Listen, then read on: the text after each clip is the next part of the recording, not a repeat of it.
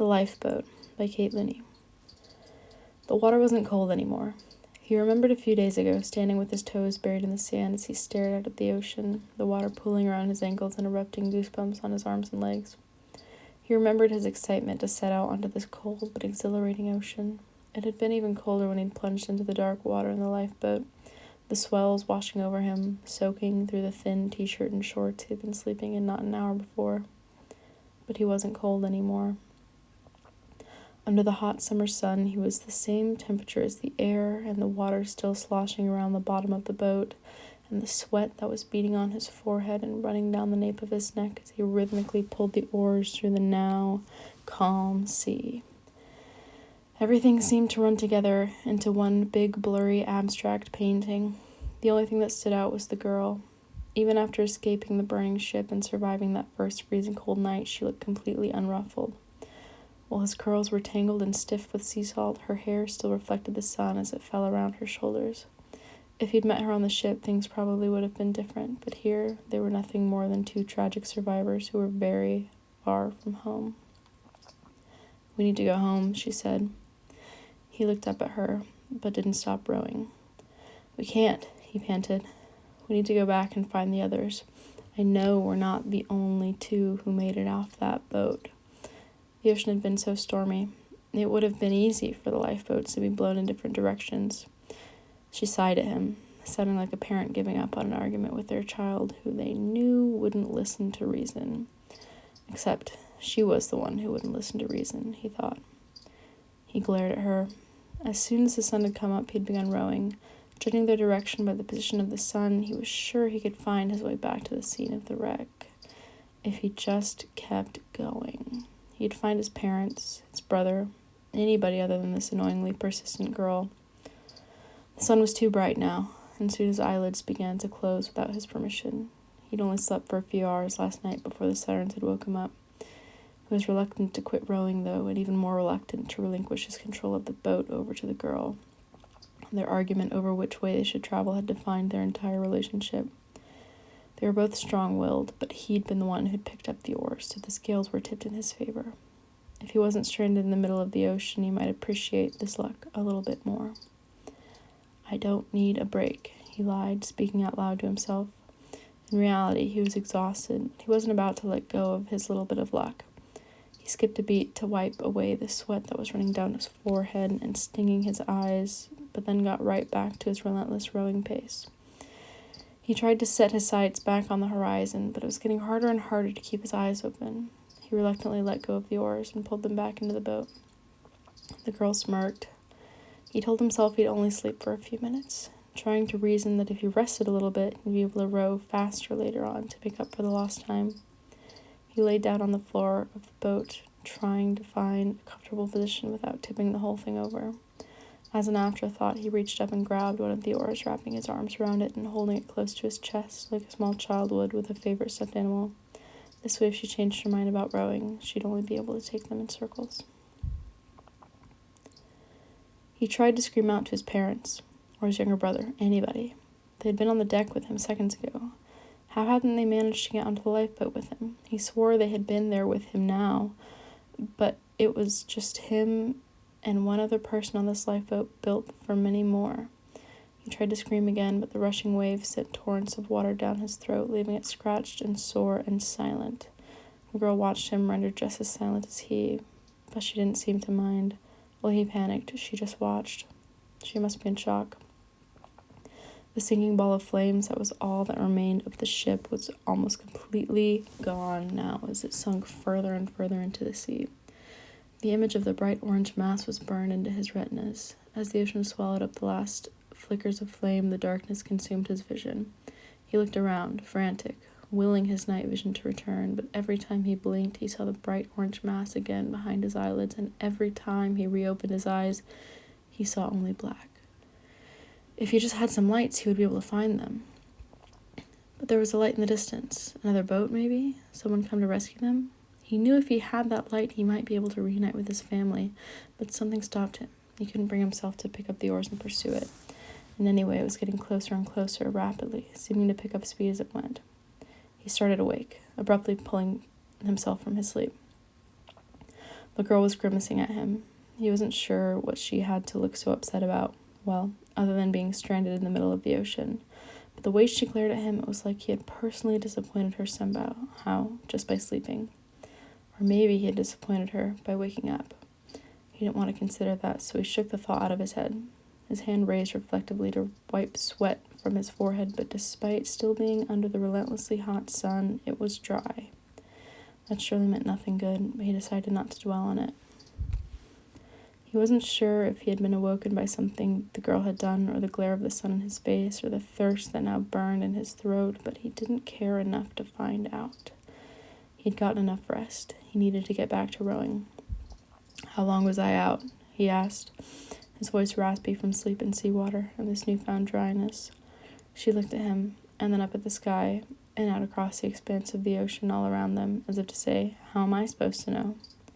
Sighing, he pulled himself back up into a sitting position. He replaced the oars and began again to row, his stiff muscles protesting as he resumed the strenuous and repetitive exercise.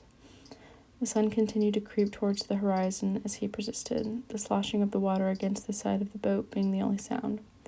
He wondered if he should keep rowing through the night. As if answering this silent question, the girl spoke. "We need to go home." He gripped the oars so tightly that his knuckles turned white, sharply contrasting the red of the rest of his sunburned skin. "Will you cut it out with that?" he snapped. "I get it. You've made your point, but I think I've made mine equally obvious." Her eyes narrowed in anger. "We need to go home." It almost sounded more like pleading than arguing at this point, but he was determined to drown her out. He rowed faster, hoping the sound of the water would block her out, but she was determined to be heard. The quiet, shocked girl from earlier was gone, and in her place now sat a screeching monstrosity. "We need to go home! We need to go home!" He shut his eyes, his muscles tensing painfully under the strain of rowing now combined with his anger. His teeth ground together as he tried his best to keep from engaging with her. If he just left her alone, she would tire herself out eventually. Her outburst seemed to be having the opposite effect, though, as if with every yell she gained power. Standing now, looking down at him, she persisted. "We need to go home. We need to go home. We need to go home." She released the oars, letting his anger wash over him. The boat threatened to capsize underneath him as he stood to face her, their bodies now only inches apart. "I can't just stop. I can't just leave. I can't just give up." His voice cracked at the end, but he refused to back down. She stood half a head shorter than he, but her expression was so intense he felt like he held no upper hand. They held this position in silence for a few moments, neither one of them sure if they should escalate the situation, but neither willing to back down. "I have to do this." It came out more desperate than angry. She almost looked like he'd gotten to her, and when she spoke, she matched his tone. "We have to go home." He thought about getting angry, screaming, swearing, breaking something, but he knew none of it would change her mind, and he was so tired. He sat down, defeated, picking back up the oars for what seemed like the 1,000th time. Thankfully, she only watched him in silence, apparently done protesting for now. Pulling the oars through the water once again, he tried to match his pace from earlier, but the heat and the dehydration had completely overtaken the adrenaline he'd had in the beginning of the day. A chill ran down his spine. The abrupt wobbling of the boat that had accompanied their outburst had set them off course. He looked up at the sky, ready to use the sun to find their route again, but he was surprised to find that it had almost set. Had he really slept for that long? He would just have to use the moon to guide him. He stared up at the sky, giving his muscles a break as he watched the sun disappear over the horizon, and he waited for the moon to take its place. But the moon didn't appear. He hadn't been keeping track of the lunar cycle when they'd all been on the ship, and last night the sky had been so obstructed by storm and smoke that no light shone.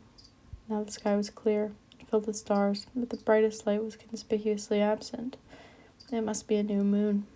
He knew that sailors used the stars to navigate, or at least they had in the past, but he didn't know how, and he was afraid any experimentation would end up leading them drastically off course.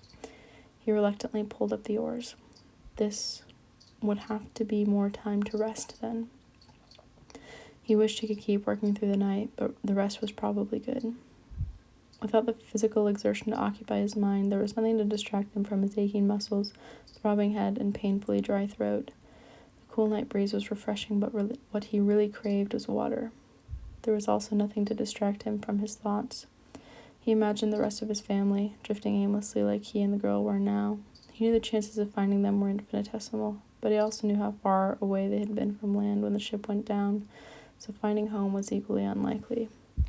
He couldn't give up on looking because he knew there was no way he could row them all the way back to shore. Without a task to focus on, he'd lose hope completely. And that was just as deadly as the dehydration and the heat stroke. He thought of his parents, so excited to take him and his brother on this trip, and how excited he and his brother had been to go. He waited for the tears to well up in his eyes, but just like the moon, they didn't come. 1, 2, 3, 4. 1, 2, 3, 4. He tried to keep rhythm, but his muscles protested more and more with each stroke, his heart rate climbing quickly. He'd been at it for less than an hour, and he'd gotten a full night of rest, but he was already exhausted, every instinct begging him to stop. He would rest for 5 minutes, then he'd get right back at it. "We need to go home," the girl said. At least she'd been courteous enough to stop the persisting last night so he could rest, but as soon as he was rowing again, she was back with her solitary demand. "We need to keep going," he mumbled back, not willing to waste his precious energy on another screaming match. He put his head in his hands, trying his best to figure out how long 5 minutes really was. He was distracted from his counting, though, by a shiny beetle making its way across the bottom of the boat. How had it ended up here? Had it somehow found its way onto the ship and the lifeboat too? He went to look up, wanting to point out the curious beetle to the girl, but as soon as he lifted his head, the world spun sickeningly, a sudden wave of dizziness crashing over him. He leaned over the side of the boat and vomited into the ocean. "We need to go home," the girl said, as if she were using his suffering to prove her own point. He meant to give her a good and disdainful glare, but as soon as he was finished, all his muscles went weak. 10 minutes. He could rest for 10 minutes. The wings of the birds matched the glossy shell of the beetle. He wondered why he'd never heard of the brilliantly colored seabirds before, and he wondered how they'd gotten so far from shore.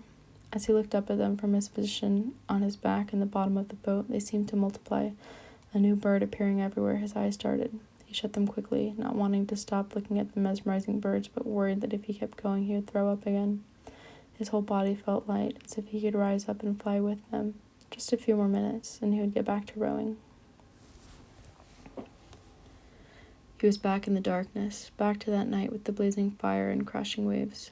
Just as he had before, he screamed, trying his best to make himself heard over the crash of the water around him, trying to breathe through the water that tried to rush into his lungs, and again the fire was extinguished as the ocean swallowed the ship whole. He panicked, trying to find his family, another lifeboat, anything in the smothering darkness, and just like before, a light appeared. But it wasn't another boat. It wasn't a rescue party. It was the girl.